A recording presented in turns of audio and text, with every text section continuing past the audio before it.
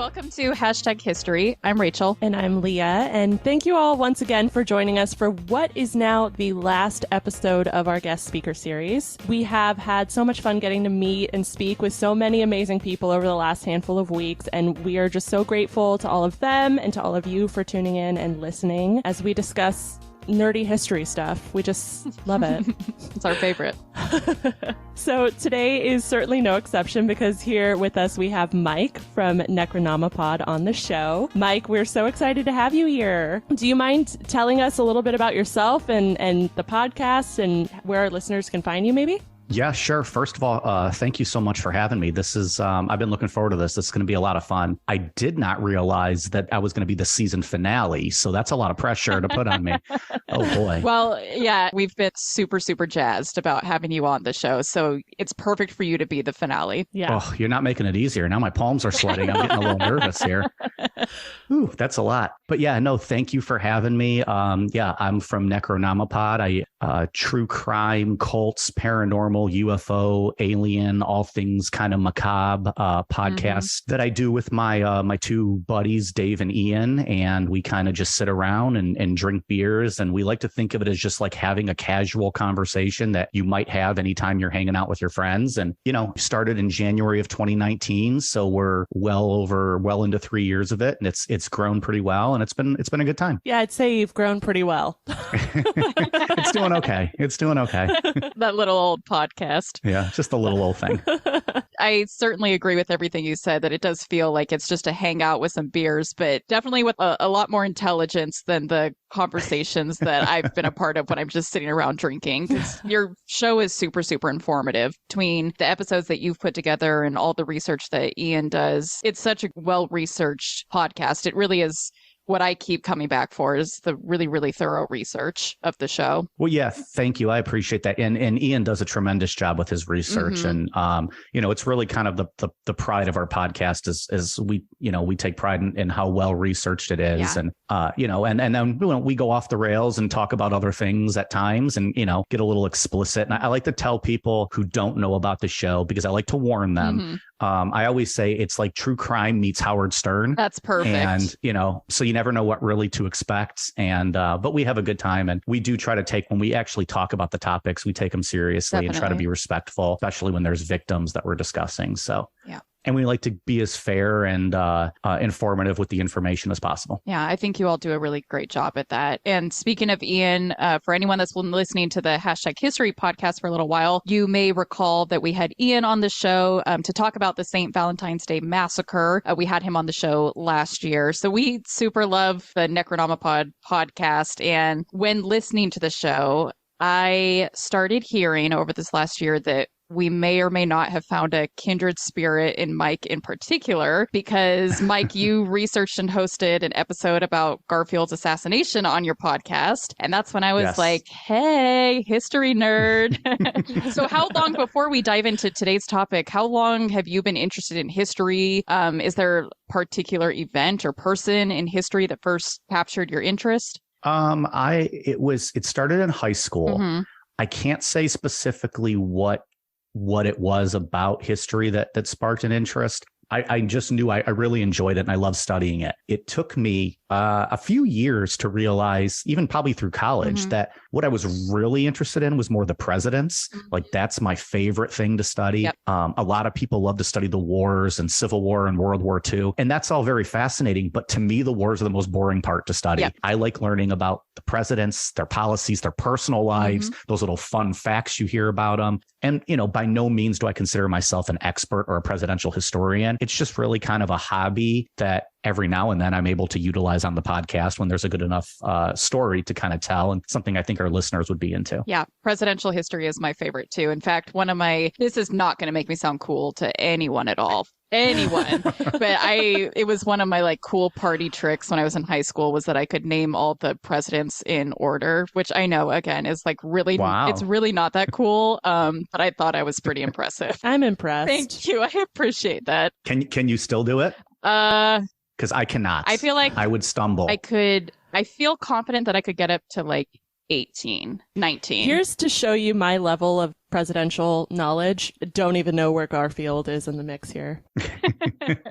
And so what's interesting for me about Garfield is that he's a Cleveland boy. So like we grew up, like my mom used to always take me to, it's called Lakeview Cemetery, just outside of downtown Cleveland. And it's this beautiful old Gothic cemetery. And it's where James Garfield's burial site is. And there's this huge monument there. And it's really a fantastic place to go see. And I always tell people, if you're coming to visit Cleveland, it's in my top 3 list of places you need to go.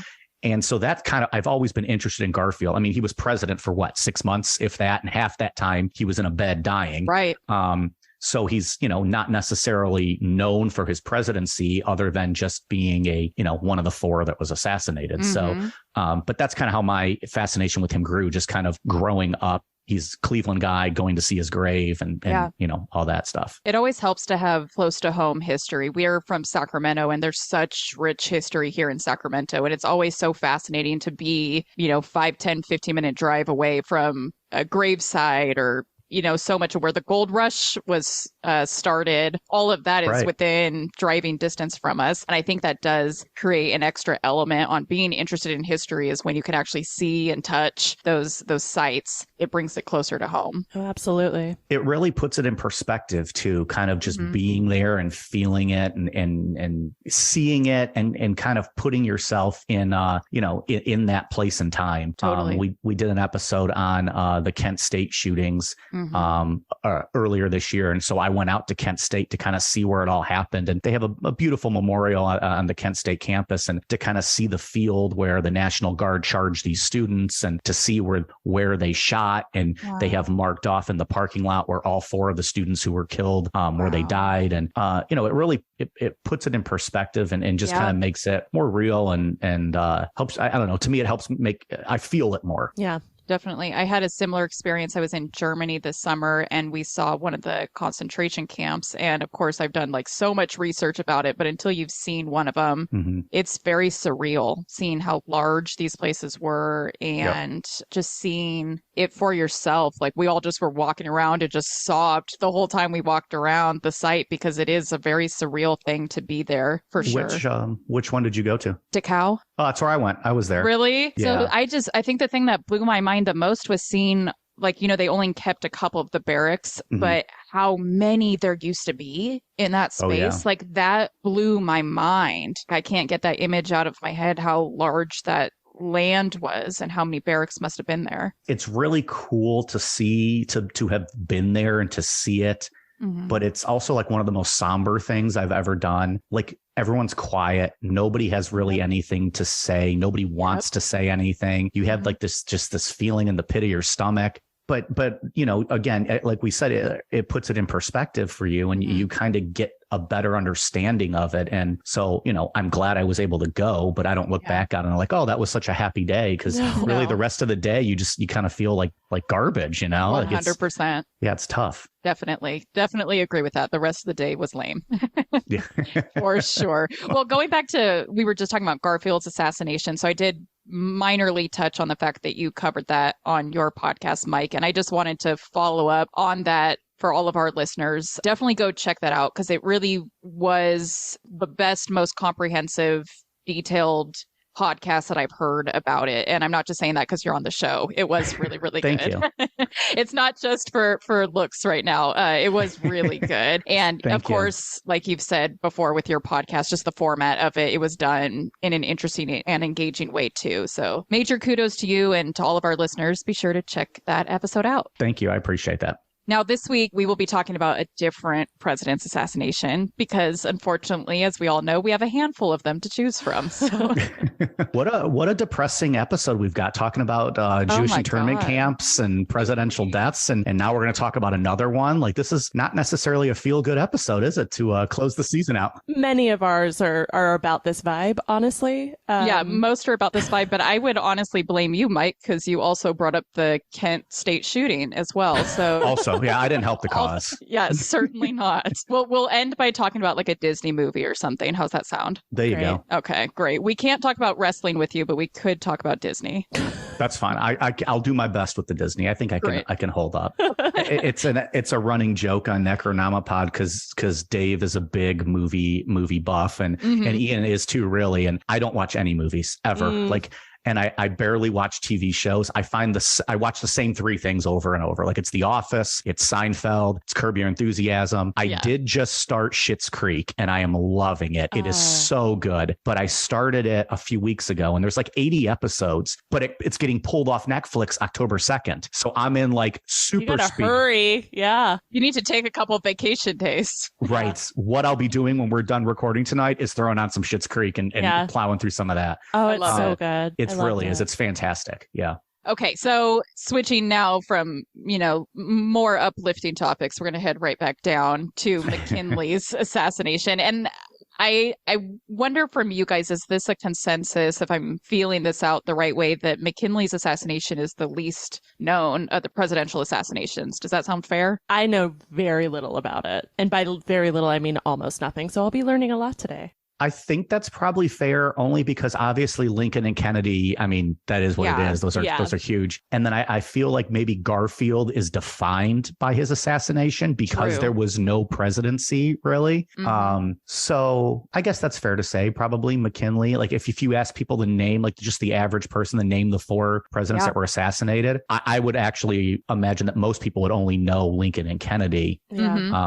But if they did know a third, probably Garfield and then McKinley last. Sure. That's what I was thinking too. So that's why I'm extra excited and eager to hear all that you have to share, Mike, because I'm with Leah that I don't know very much about McKinley, certainly outside of his assassination. So we are just going to hand the mic over to you and tell us everything. Well, and I should say that I actually too, like I think everyone else, I did not know a ton about President McKinley coming into this. He, he's not one of the sexier presidents that you hear about with regards to his, administration and what he did. So this was kind of a learning experience for me. And incidentally, he's almost kind of a hometown hero for us as well. He's, from the Canton, Ohio area, which is 45 minutes down the road from where I'm at. Wow. So, and we'll get to it maybe at the end when I talk about it, but I did actually, like we said, in the spirit of putting yourself in the moment, I did go visit his gravesite and presidential library. So that's amazing. And it was really cool. I was actually glad I went. I have never been to a presidential library before. Garfield's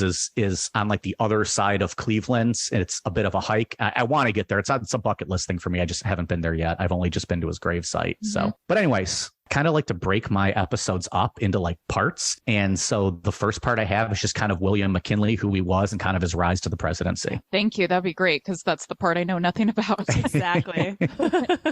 So William McKinley was born on January 29th, 1843 in Niles, Ohio. He briefly attended Allegheny College in Pennsylvania, but returned home in 1860 due to bouts of illness and depression.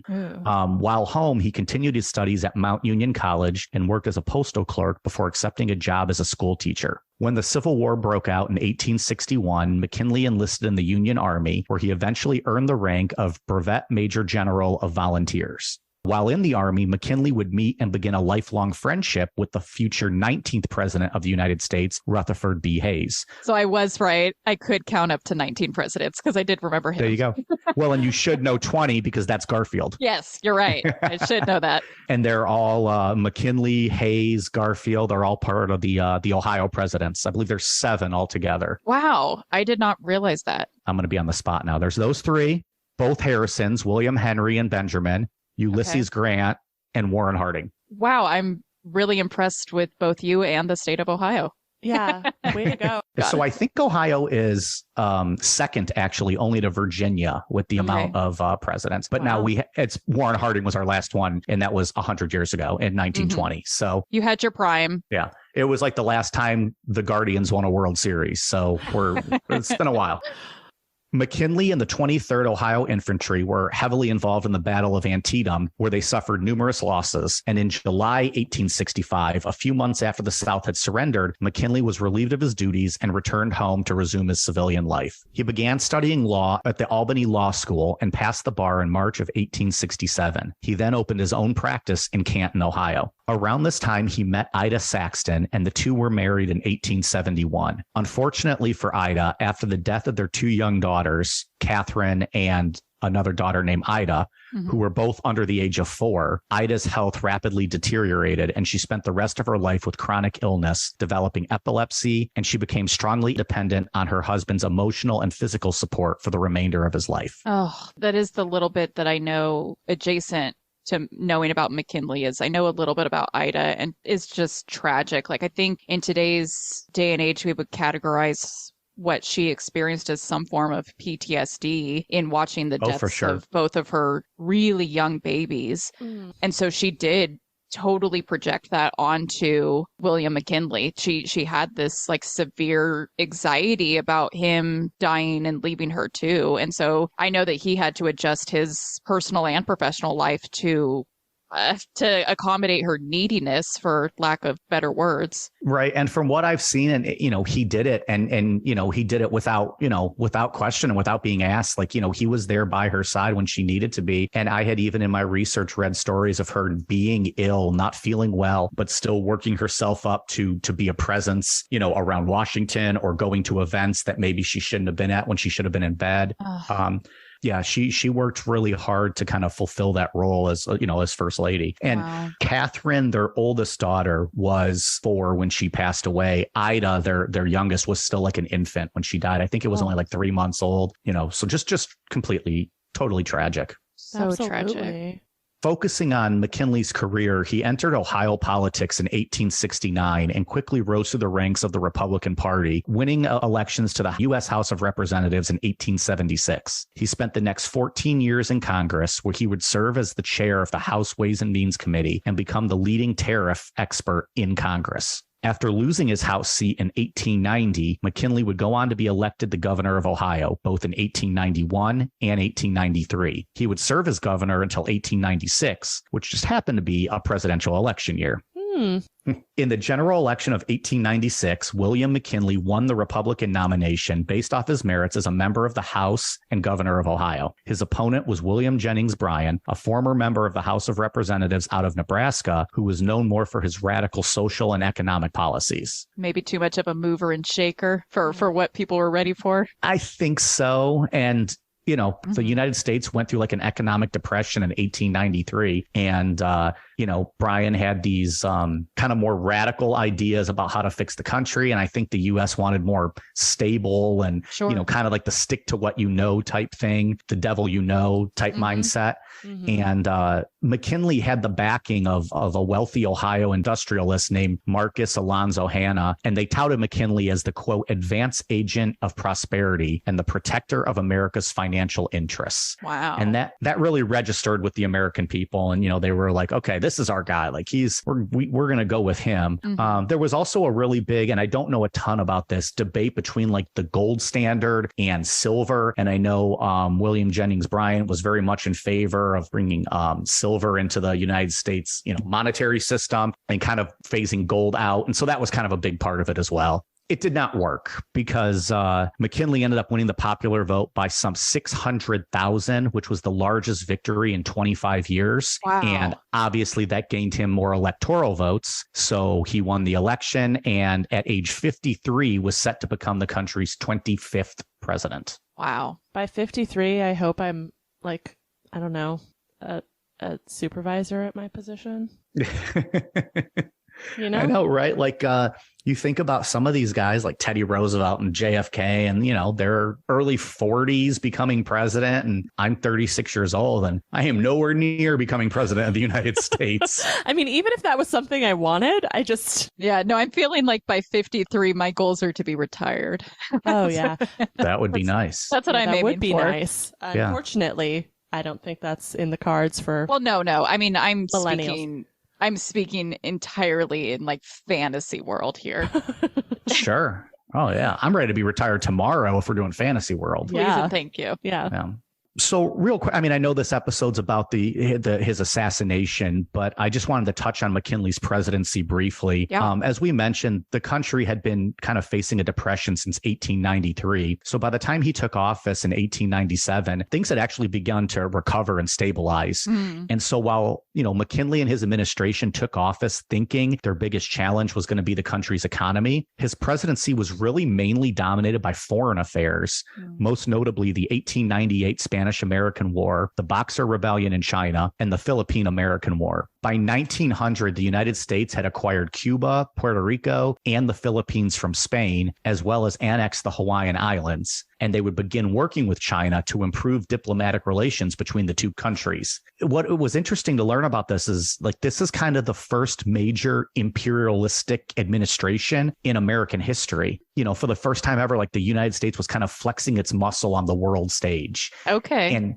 that was very much not what William McKinley was about, or even necessarily what he believed in, but kind of fell into it with, going to war with Spain and Cuba and helping American missionaries get out of China with the Boxer Rebellion. So, he kind of just, it fell on his lap, but it ended up being successful for him. And the American people loved it. Because this was a time, he took office in 1896. The last, 50 years or so, we had, the Civil War and then, Reconstruction. And it was like America was doing like self-care, like having like me days and, mental health time and, fixing itself, not really worrying about the rest of the world. So, but the American people were very pleased with this, and it made McKinley popular. Yeah, I can see even from a personal perspective, like when you have fixed you can help fix others. And so this must have made Americans feel like they were at the place where we're good enough that we can actually extend our power outward now. Exactly. Yeah. And again, that wasn't what McKinley had intended. It just kind of happened that way. It rolled right into the presidential election of 1900, where he once again in the rematch faced off against William Jennings Bryan. But what's interesting about this is the year prior in 1899, McKinley's vice president, Garrett Hobart, passed away due to heart disease. Oh. So the Republican Party decided that the young, brash governor of New York and recent Spanish-American war hero, Theodore Roosevelt, would serve on McKinley's ticket as vice president. Boy, was that a decision that would affect American history. 100%. There was a lot of people not really for that, really pushing, like, do you really want Theodore Roosevelt one heartbeat away from the presidency? Because he was one of those, like, you love him or you hate him, For sure. And the vice presidency isn't always like that show Veep, which if you haven't seen it, Mike, maybe you haven't. Okay, good. It's so good. I was like, you just said you don't watch many shows, so maybe you haven't seen it. But a lot of the time, the vice presidency is like Veep, where you're just waiting all day long. Has the president called? No, he doesn't want to speak to you. He doesn't care. But then, there is the great possibility that you will, in a heartbeat, be taking over the highest position in our country. Exactly. And so, it can be a scary position as a vice president where, 99% of the time, it may feel like their job is really mundane and doesn't hold much importance, but they are just one step away from becoming president of the country. Yeah, right. Like, like you said, it might be mundane or, not important or feel as such, but then the next day you are now the most powerful person in the free world. And right. So you're like, okay, here you go. Yeah. Also, I thought it was interesting to know, I did not know who Garrett Hobart was. And the fact that we've had a vice president named Garrett, I just find that tickles me. Like, for sure. If you would have asked me that going into this, like, have we ever had a vice president named Garrett? I'd be like, no, of course not. Like, that's ridiculous. All of their names are William. Yeah, right. Every single one of them. Every William. Last one of them. At least at this time, sure.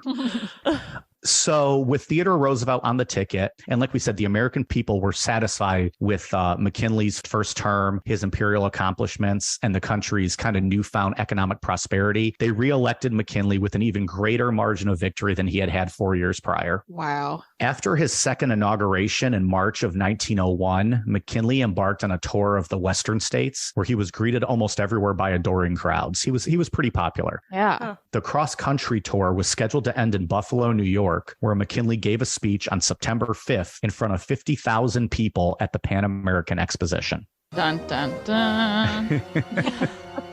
This feels ominous.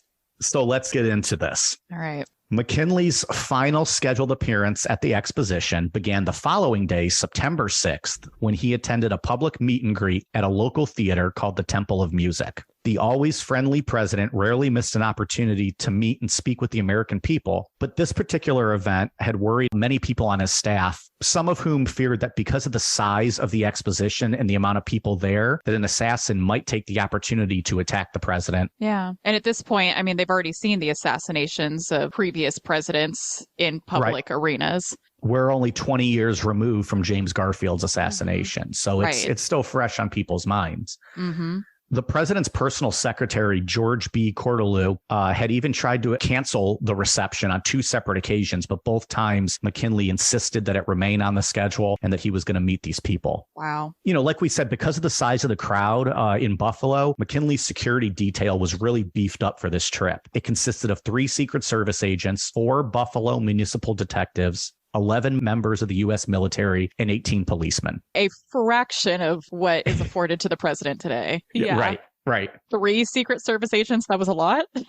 Well, yeah, when you started with 3 Secret Service agents, I was like, is that all? But then you went to 18 policemen on top of that. Right. And we'll get into the Secret Service again at the end. I saved a fun little tidbit on that for the very end. Awesome. But yeah, like Rachel, like you said, like looking back, like that's a fraction of what, would be like, that would just be who surrounds the president now, let alone people who are in the buildings and on the perimeters and doing the pre-checks and all that. Right. It's crazy. The thing that I find ominous about this too is the fact that his personal secretary did attempt to cancel this meet and greet on a handful twice. That's crazy. That reminds me very much of Abraham Lincoln when he was going to Ford's Theater. How many people, I'm not sure if either of you are familiar with this, but like how many people canceled on his invitation to come with him to the theater. It's something like a dozen people canceled on coming with him, which is like crazy. That has to have been a sign that something is off, right? Like who is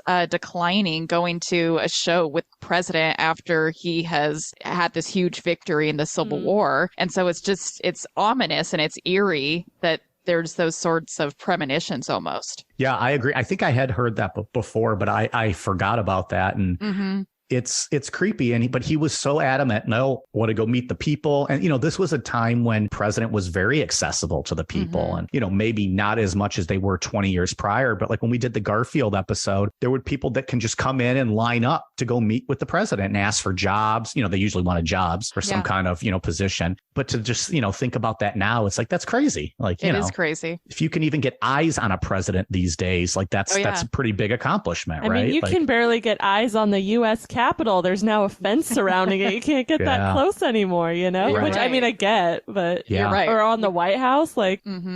It was, early September. So it was a really hot day in Buffalo. A long line of people waited outside the Temple of Music when the reception began at 4 p.m. Near the front of the line stood 28-year-old Leon Czolgosz. Now, I have looked up numerous times how to say his name, and there's about 15 different ways. Of course. Czolgosz, I've heard Czolgosz, I've heard Czolgosz, I've heard Czolgosz. It's a tongue twister, but I'm going with Czolgosz. We can also call him Leon, whatever, that might be easier. Yeah, I like Leon. So Leon Czolgosz was a shy and angry former steelworker. He was an avowed anarchist and had arrived in Buffalo only a few days earlier and purchased a .32 caliber Iver Johnson revolver, the same type of weapon that another anarchist used during a political assassination the previous summer in Europe. And we'll get into anarchy here just in a minute to get to touch on that. He waited in line with the gun wrapped in a white handkerchief and concealed inside a jacket pocket. The usual rule that those who approach the president must do so with their hands open and empty was not being enforced, most likely due to the heat, because several people were using handkerchiefs to kind of, wipe their brows and, clean themselves up. So this allowed Czolgosz to wrap his hand in a handkerchief that he had wrapped around his hand, making it appear like his hand was injured, almost like it was broke or, something like that. So as he got to the front of the line, seeing this, McKinley reached to shake Czolgosz's left hand. As the two men's hands touched at 4:07 p.m., Czolgosz put the revolver to McKinley's body and shot him twice in the abdomen as he kept the gun concealed under the handkerchief. Again, it's just so interesting hearing this with today's perspective that there's just no way anything like that there's not even the opportunity for something like that to happen. And it took, 3 assassinations before we figured it out and started, to get more into it? Yeah, that's always the super fascinating thing to me about these assassinations is they were only a handful of years apart. A handful is maybe not generous enough, but within, what are we looking at? But 20 years between Garfield and McKinley, like that's a handful of years, I think. Yeah. And then Lincoln, not too long before that, was what, 65? 65. And Garfield was 80. That's 15 years. Yeah. So it's, in the matter of 45 years, 3 presidents assassinated. That is insane. Yeah, I can't wrap my head. I mean, and we've all been alive in a, day and age where none of our presidents have ever been close to anything like that, right? Like I know Reagan was shot, but that was early 80s. And since then, I don't think there's been anything close. George W. Bush had a shoe thrown at him. That might have been like the closest we saw to something like that. And I'm thinking of the one with Trump that was like early in his presidency, the guy that stole the forklift because he wanted to flip the president's car or something. But I mean, oh my gosh. Again, just that stuff though, it's not that presidents don't still have assassination attempts. Of course they do. Like, sure, they have drawers and drawers and drawers full of assassination attempts, but the opportunity is not there like it used to be. Right. Yeah, you're not getting as close. Like, no. It's not as close to happening. I'm sure there's multiple attempts that are intercepted by the FBI or the Secret Service or whatever it might be. And, probably things that we never hear about and may never know about. Yeah, absolutely. Yeah, but just to think back then, like this is now the 3rd president shot in 45 years or so. Yeah. And all because it was a sweltering day and they were letting people such a hot day. Yeah. Yeah. Handkerchiefs. Yeah. Wow. So as Czolgosz prepared to fire a 3rd shot, James Big Jim Parker, a tall African-American man who had been waiting in line, punched Czolgosz and prevented him from firing again. At that point, a host of soldiers, Secret Service agents, and detectives jumped on the assassin and began beating him. It took an order from the fallen McKinley saying, quote, "Let no one hurt him," before they finally stopped and dragged Czolgosz from the room. Wow. By then, blood was pouring from the president's stomach and darkening his white formal vest. He asked, "Am I shot?" And when he was told, in fact, he was, he stated, and this kind of goes back to what we talked about earlier and how much he cared for his wife, Ida. He stated, quote, "My wife, be careful how you tell her. Oh, be careful." Oh, gosh. That gives me goosebumps. I hate that. Bleeding. Like that's where his thought goes, like, break it to her gently that I was just shot. Yeah. Wow. That is horrible. I am impressed with I don't know what his reasoning behind the "let no one hurt him" statement is, but very impressed that he would say that because I'd be like, get him. Beat him. Yeah. Beat him up. Yeah. Get him right now. Do some wrestling moves on this guy. I don't care. There you go. And I didn't include them in this, but I did see quite a few quotes where like after the fact, when McKinley was like on his deathbed, he was still speaking of Czolgosz, saying things like, I just don't think he understood what he was doing, things like that, like kind of being sympathetic towards him and no anger, no resentment, not holding it against him, anything like that. So, oh my gosh. Yeah. So at this point, I kind of want to back up and introduce who Czolgosz was, what anarchism is, how he fell into it. So Leon Czolgosz was born in Detroit, Michigan in 1873. And by age 17, he was living in Cleveland, Ohio. So I guess that's a hometown hero for us. There you go. He was working at the Cleveland Rolling Mill Steel Company. And again, as we said earlier, in 1893, the country had experienced an economic depression. Czolgosz was let go from his job at the steel mill and by 1898 went to live on his father's farm. It was during this time, after having seen numerous worker strikes, many ending in violence, that Czolgosz discovered anarchism. So you guys could probably do an entire episode on anarchism and anarchy and the rise of it and how it became so popular. And from what I've seen, it's pretty interesting. But in short, anarchism is defined as a cluster of doctrines and attitudes centered on the belief that government is both harmful and unnecessary. So pretty extreme. Yeah. Anarchist thought developed in the West and spread throughout the world, primarily in the early 20th century. In 1901, Czolgosz attended an anarchist event in Cleveland and immediately was intrigued by their message. From Czolgosz's standpoint, he believed that there was a great injustice in American society, inequality which allowed the wealthy to enrich themselves by exploiting the poor. He concluded the reason for this was the structure of the government. It was also right around this time and his plunge into anarchy that Czolgosz learned of political attacks led by anarchists over in Europe. In 1894, an anarchist fatally stabbed the president of France.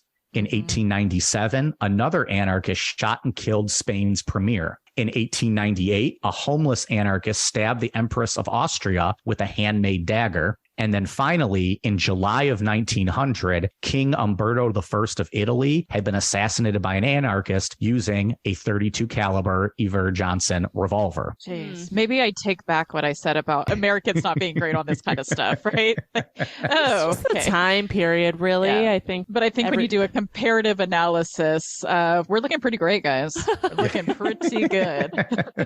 The assassin who killed King Umberto of Italy, he went on to say, quote, "I decided to take matters into my own hands for the sake of the common man." And this really registered with Leon Czolgosz. Czolgosz would later go on to say that late in the summer of 1901, he saw a newspaper mention of President McKinley's upcoming visit to Buffalo and the Pan American Exposition. He traveled to Buffalo, not quite certain yet what he wanted to do, only that he wanted to be near the man who to him embodied injustice. A few days later, on September 3rd, 1901, he had made up his mind. Czolgosz later stated to the police, "It was in my heart. There was no escape for me. I could not have conquered it had my life been at stake. There were thousands of people in town on Tuesday. I heard it was President's Day. All those people seemed to be bowing to the great ruler. I made up my mind to kill that ruler."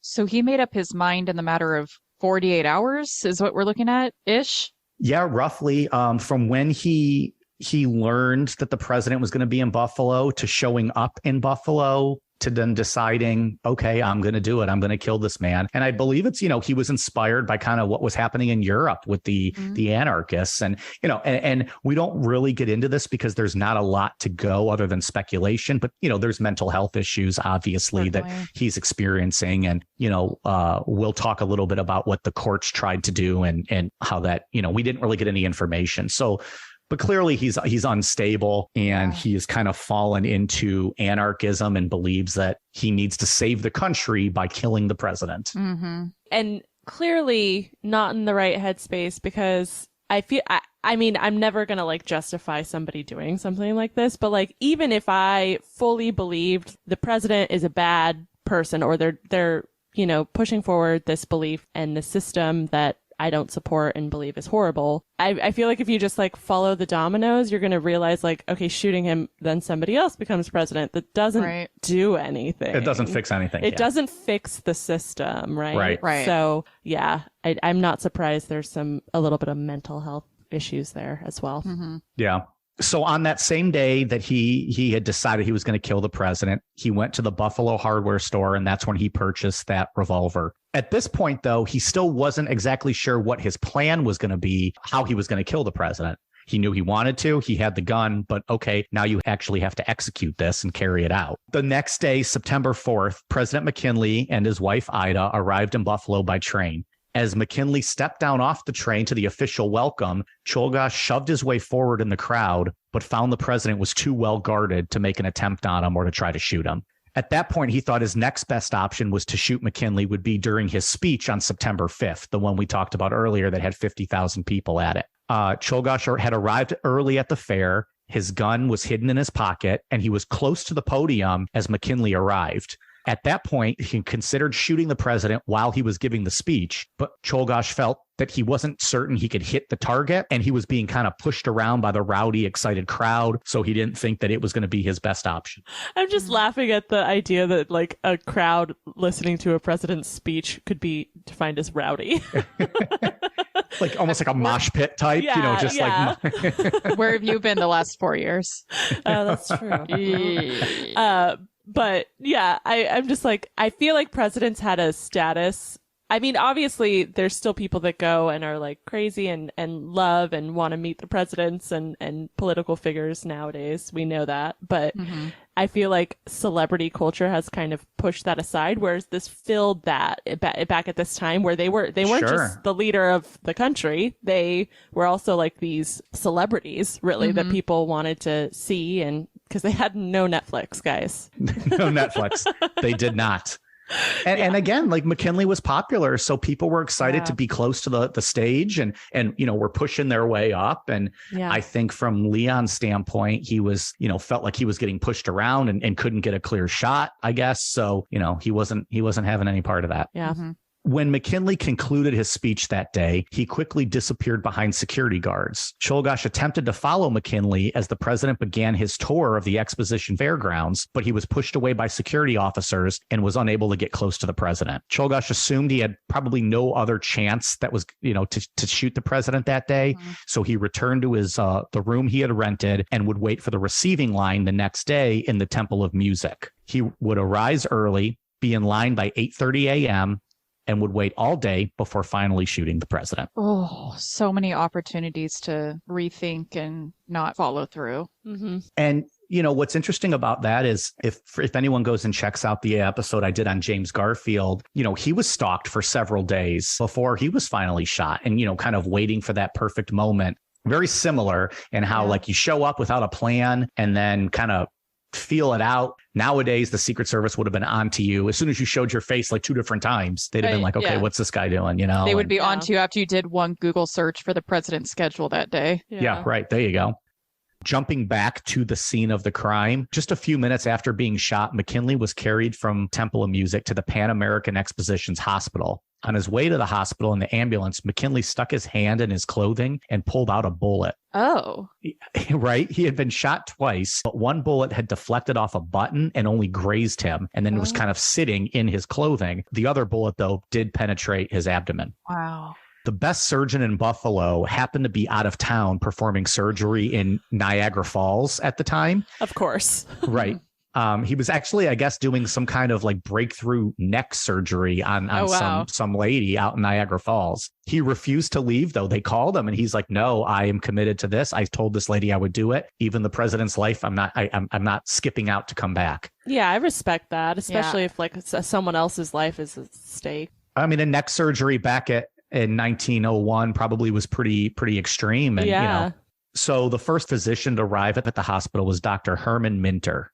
Concerned with losing sunlight, which was the major source of illumination in the operating room, when the second doctor finally arrived, Dr. Matthew D. Mann, the decision was made to operate immediately and try to remove the remaining bullet. Dr. Minter had given McKinley an injection of morphine to ease his pain. Dr. Mann, who was a gynecologist without experience in abdominal wounds, administered ether to sedate McKinley.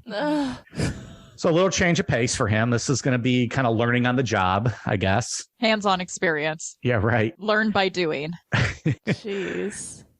With McKinley in a weakened condition, Dr. Mann could not do much probing of the wound to try to find the bullet. His work was further complicated by the fact that President McKinley was obese. Dr. Mann made an incision in the president's skin and found and removed a small piece of cloth which was embedded in the flesh. He probed with his finger and hand, finding damage to the digestive system. Oh. The stomach had actually displayed both an entry and exit wound. Mann sewed up both holes in the stomach, but could not find the bullet itself. He concluded that it must be lodged in the president's back muscles.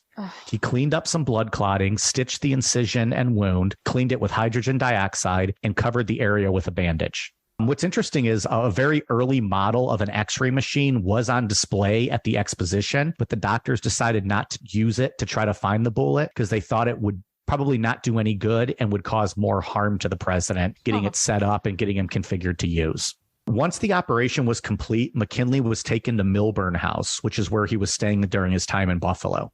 Over the next few days, McKinley appeared to be healing well. He was able to maintain casual conversations with his wife and had a few visitors stop by to check on him, including Vice President Teddy Roosevelt.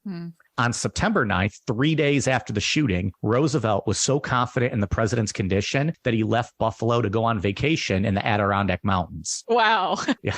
I don't know if that speaks to like, wow, McKinley's doing really well, or that just speaks to Roosevelt's like, hey, I got to take my PTO days. I requested them months ago. I think this was also too back in the time where like Congress adjourned from like April to like, September, October, November. So there wasn't a lot going on in Washington. Yeah. So, they would take their vacations. And I think Roosevelt saw this as I'm going to take my last one before the president's healed. Congress comes back and then we get work done for 4 months and then we go on vacation again. And Teddy Roosevelt was never one to turn down a hunting vacation or climbing a mountain or going out west and sleeping under the stars. Doing things that I think men back then would have done, or even today, not something I would ever do because clearly not a man in that sense. On September 11th, McKinley was able to eat some broth. And the next day, doctors allowed him to eat toast, coffee, and have some more chicken broth. Coffee? Coffee. I feel like it's like the worst thing you could give someone with a stomach wound. Probably rough, I would imagine. Yeah. Okay. Yeah, say coffee on like a good day for me still gives me stomach pains. But I wonder even if back then, if maybe their digestive systems were like tougher than ours are now, or at least different, whatever they were used to. But it's still probably not the best thing. Like maybe water would be good. Maybe water. Yeah. Water, perhaps. Yeah. It was on September 12th, McKinley began feeling intestinal pain. However, it was initially just diagnosed as indigestion. From the coffee. Jeez. Oh, you got shot through the stomach? Totally, probably just indigestion. No, indigestion. Don't worry. On the morning of September 13th, McKinley's health suffered a terrible turn. Urgent word to return to Buffalo was sent to Vice President Roosevelt. Specialists were summoned, and although at first some doctors hoped that McKinley might survive, by that afternoon, they knew the case was hopeless. It would later be discovered that gangrene was growing on the walls of McKinley's stomach, and toxins were passing into his blood. This was due to the path of the bullet and the doctors not realizing that multiple vital organs had been struck and were leaking dangerous enzymes into McKinley's stomach and pancreas. McKinley drifted in and out of consciousness all day on the 13th, but by evening, McKinley himself knew he was dying, saying to physicians, quote, "It is useless, gentlemen. I think we ought to have prayer." Oh. Over the course of the next day, McKinley's close friends and family were permitted to see him, with the First Lady sobbing over him, crying, quote, "I want to go too. I want to go too." To which McKinley replied, quote, "We are all going. We are all going. God's will be done, not ours." At 2:15 a.m. on Saturday, September 14th, 1901, President William McKinley died. In modern terms, it's believed that he died from pancreatic necrosis, which is a sudden inflation of the pancreas. Even in his most horrible last moments, he seems like a nice guy. Mm-hmm. He really did, and comforting his wife and just being like, "It's fine, guys." I believe, they said that, kind of as he was dying, he held his wife's hands and they were singing his favorite hymn, just kind of, or she was singing it to him. Maybe there's varying reports that he was singing it, but it probably was just her because he wasn't capable of doing that. And just a very intimate, close, personal moment between them as he was dying. And poor Ida now with those two daughters that we talked about, she lost. And now, her husband, her worst succumbing fear. To this. Exactly. Yeah, her worst fear came true. Oh, well, I'm super depressed now. Thank you. Yeah. Good times we're having here, huh? Excellent. Again, we'll wrap it up with something fun at the end. We'll sure, come up with something good. Sure. By the time of McKinley's death, Leon Czolgosz had already spent several days in a Buffalo jail cell undergoing interrogation by the police. He said he pulled the trigger out of a desire to contribute to the anarchist cause. He told the police, quote, "I don't believe in the Republican form of government, and I don't believe we should have any rulers. It is a right to kill them." Oh. He was also adamant that he acted alone, saying, quote, "I killed President McKinley because I'd done my duty." Oh. On September 16th, 1901, a grand jury indicted Czolgosz with one count of first-degree murder. Again, that's only 10 days after he did it. Mm-hmm. Throughout his incarceration, Czolgosz refused to meet with the attorneys assigned to defend him and with the expert psychiatrist sent to test his sanity. Wow. So again, that goes back to why we don't really know. There's no official diagnosis on him. Okay. Although Czolgosz answered that he was pleading guilty, presiding Judge Truman C. White overruled him and entered a not guilty plea on his behalf. Because he assumed he didn't have the mental capacity to say he was guilty on his own? I'm not sure exactly why he said that. The best I could come up with is that Czolgosz refused to speak with even his own attorneys and with the psychiatrist. So maybe this was a way for, the judge to let the attorneys try to figure out a case for him. Yeah. I don't know. It's very odd. Definitely. Or maybe he wanted the information to come out. Maybe he wanted to hear from the witnesses and was like, no, we're going to take this to trial so that, we can all hear exactly what you did. Yeah. But it's interesting. Mm-hmm. Yeah. Czolgosz's trial began on September 23rd, 1901, 9 days after McKinley died. It's so fast. Exactly. Prosecution testimony took 2 days and consisted of the doctors who treated McKinley and various eyewitnesses to the shooting. 3 days later, the jury voted to convict him in less than a half hour of deliberations. He was sentenced to death by electric chair. On October 29th, 1901, only 45 days after President McKinley had passed away, Leon Czolgosz was electrocuted and died. Wow. His final words were, quote, "I killed the president because he was an enemy of the good people, the good working people. I am not sorry for my crime. I am sorry I could not see my father." Wow. So no remorse there. Yeah. And, part of me thinks he didn't want to speak with his attorneys or speak with the psychiatrist, maybe because he didn't want to be diagnosed with any mental health issues because he thought that would take away from his cause. Yeah. He wanted to be seen as, that sane, stable, heroic anarchist who took out the president. And, if they put a diagnosis on him, then oh, he's just a crazy person or, whatever they might, say. So, I think that's good perspective. Yeah. But also anyone buying a gun and shooting someone, I feel like no matter what, whether they've been diagnosed or not is not going to necessarily look like the most sane person or stable person. You know what I mean? No. And I agree. And I think that's probably the case for the majority of the American people. But I think he wanted to play to the anarchists out there and show, he was fighting for that cause. Yeah, absolutely. After his passing, President McKinley's casket was first brought to the East Room of the Executive Mansion and then laid in state in the Capitol Rotunda, where it's estimated that over 100,000 people came to pay their respects. I say Executive Mansion because it actually wasn't until early in his first term as president, Theodore Roosevelt changed the name officially from Executive Mansion to the White House. I love this. I love these details. Yeah. And leave it to Teddy Roosevelt. He's just like, I'm coming in. I'm making wholesale changes all around. The house is painted white, so we're going to call it a White House. Let's simplify things here, guys.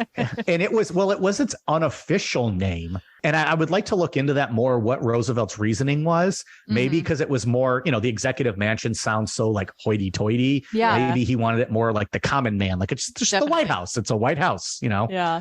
After laying in the Capitol Rotunda, McKinley's casket was transported by train to Canton, Ohio. In Canton, another 100,000 people came to pay their respects as his casket rested at the Stark County Courthouse. The following day, a funeral service was held, and then McKinley's casket was sealed and taken to the McKinley House, where relatives paid their final respects. It was then transported to West Lawn Cemetery in Canton to await the construction of the memorial to McKinley that was already being planned. The William McKinley National Memorial was completed in 1907, and he remains interred there to this day next to his wife, Ida, and their 2 daughters. They moved fast back in 1907. Jeez. They really did. And like I said, I did go there a few days ago, actually, just this past weekend, just to go see it. And there's videos of how quick they built it. And it's up so many flights of steps. It's so steep. And seeing these guys build the steps and build the dome. And it's actually a dome within a dome. When you first walk in, there's McKinley and Ida's the sarcophagus that holds their bodies is elevated. And it's because the architect felt that people should have to look up in honor to see them. Oh, wow. And directly above them, way up, I forget how high it is, there's a little stained glass window. Well, it's like a dome, but then there's like 5 feet of space. And then there's another dome built over that to kind of protect that area. So it's like a double dome type style. And how quick they moved on this thing is just insane. Yeah. Wow. But it was really cool. I was glad I was able to see it. And it's a gorgeous setup there. And again, a lot of steps to walk up. There was actually a ton of people there exercising, like running the steps and then running back down. And I was like, I'm going to walk halfway up and I'll have to take probably a piss break halfway. It's a whole thing with me. I wish there was like a beer stand halfway up. I can, buy a beer or something and relax. Hot dog stand. Mm-hmm. Yeah. Yeah, hot dog and a beer would have been great. So, and actually, it was completed in 1907, and Ida had passed away just a few months prior to it being completed. So she lived about 6 years after William had died. Wow. That's actually surprising. Like, you always hear about, people who are partners for long periods of time who very quickly pass away, one right after the other. Mm-hmm. And especially someone who was so dependent on her husband, as it sounds like that's surprising that she lasted 6 years. Wow. Mm-hmm. Yeah. There was just two more final, interesting notes that I had that I wanted to add on at the end here. As can be imagined, after President McKinley was assassinated, there was a nationwide backlash against anarchists. The Buffalo police announced after the shooting that they believed Czolgosz had not acted alone, and several anarchists were arrested on suspicion of involvement in the attack. However, none of them were actually ever charged in connection with the assassination. In his first address to Congress, newly sworn-in President Teddy Roosevelt demanded that there be an immediate halt on all immigrants who were overtly poor or illiterate, believing, quote, anarchism preys on ignorance. Ooh. Pretty extreme. Yeah. Yeah. And across the country, anarchist colonies and newspapers were attacked by vigilantes. And while no one was ever killed, there was considerable property damage done at a lot of these sites. Fear of anarchists, much like we'd see with communism kind of 50 years after this, led to the start of surveillance programs, which would be used to follow and monitor suspected anarchists. Yeah. These programs would eventually consolidate into the Federal Bureau of Investigation when the FBI was founded in 1908. Also, anti-anarchist laws passed during this time would be enforced during World War I, leading to the deportation of non-citizens whose views were deemed as a threat to the country. This makes me think of, I don't know if you've ever looked into Sacco and Vanzetti, the two Italian guys in the early 1900s that... that was like episode 2? Yeah, it really was, because it's something that's just always fascinated me. But they were these two Italian immigrants that belonged to an anarchist group, and they ended up being put to death for a crime that there's not enough evidence to conclusively say that they did commit it. But I think knowing, this story and kind of putting that in conjunction with Sacco and Vanzetti is right around this time period for those anti-anarchist sentiments to still very much be prevalent.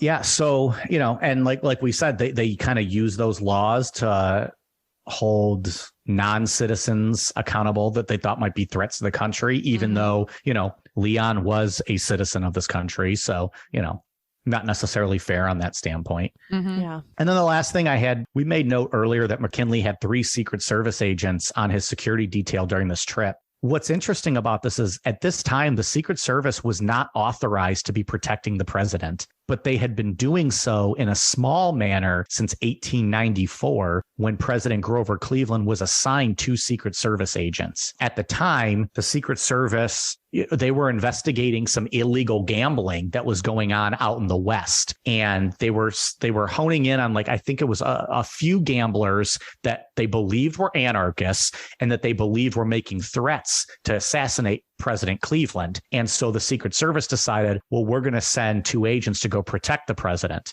Technically, this was an illegal operation, but it was approved by the Secret Service director at the time. I had no idea. That whole background on the Secret Service, I had no idea. It was kind of just like an under the radar thing that the Secret Service was, because they were more investigating, financial and counterfeit money and things like that. And, looking into these gamblers in the West, that was what they were set up to do. But people that they were investigating had allegedly made threats against President Cleveland, so they sent 2 agents to protect him. It slowly grew, and I believe they even started sending people to Grover Cleveland's private residence and protecting his family. And then again, under McKinley, they had some Secret Service agents, and that continued under Teddy Roosevelt. It wasn't until the Sundry Civil Expenses Act of 1907 that legislation finally passed authorizing appropriated funds, quote, for the protection of the person of the President of the United States. So 1907 is when it became official that Secret Service would receive funding to protect the president. So 50 years after the assassination of the first president that was assassinated, it took them 50 years and 3 assassinated presidents later to determine that we should allocate funds and resources and manpower to protecting the leader of our country. Yeah. Well, what's even stranger to me, I mean, this is just my own, like, naivete or whatever, is that, like, I always just thought the Secret Service was birthed from the need to, like, protect the president and other important political figures. But the fact that that was just like an afterthought, really, of their original reason for it like became a side hustle of theirs. Like, oh, we're going to protect the president as like a, a little side gag. Yeah. And, now that's all you think of when you think of the Secret Service. And, definitely. There's definitely much more to them. Yeah. I read a really good book. I actually read it years ago because back when I was in college, or probably even in high school, when I first got into like history, I was like, oh, I want to go to school. And I want to be in the Secret Service. But the Secret Service, The Hidden History of an Enigmatic Agency, a fantastic book by Philip Melanson. It was one of the resources I used for this, mostly for the Secret Service part, but it's a really good book that just kind of gets into the entire history of the Secret Service and how it came to be what it is today. But yeah, I know that Lincoln had like private bodyguards, or at least a private bodyguard for a while because of the hostility of the Civil War. Definitely. And his assassination, there had been many attempts prior to the actual assassination. Yeah. But then you get to the second one with Garfield, and I don't recall him having much security. And he literally just rode up to the train station and was walking through the train station by himself when Guiteau came up to him and shot him. So nobody else there, like no security or anything like that. So at least by this point, we had somebody in place, something going on. That just makes me so curious about what the mindset was at the time period of Garfield. Did they think, wow, what happened with Lincoln was an anomaly and something like that will never happen again? I also have to wonder if like the personalities of the president played some part in that. Like, obviously, McKinley, people warned him and told him like, you shouldn't do this. There's too many people. There's too many risks. But he was like, no, I want to meet the people. So I don't know. Even if people are warning against it, he's their boss. That's a great point, because there were plenty of people that warned JFK about having a convertible vehicle. Yeah, there were many people that warned him about that, and he was fully aware of the risk and chose to do anyway because he wanted to come across as more personable. Yeah. Personable in your Rolls-Royce convertible. I don't know what he was in. I think also, too, kind of going back to what you had said with like the mindset with Garfield, if I remember correctly, part of the thinking was like, oh, they shot Lincoln, but that was a different time. It was the Civil War, and surely that wouldn't happen again. And they still wanted the president to be a man of the people, a person of the people. Yeah. And once you make him inaccessible, now we're getting back to that, he's not a king, like he's the president. He's supposed to be a man of the people. So I think there was still hesitance. And I think Garfield himself probably would have even said, no, I don't need that. Like, I'm fine. I'm just going to go out for my afternoon walk. And I think by the time McKinley was shot and we got to the third president, that we're like, oh shit, maybe it's time we start taking care of these people. Yeah, no, I think that's a great point. The earlier we are in American history, the closer we are to trying to create as much distance between us and the crown, or the perception of the crown, as possible, or a monarchy as possible. Yeah.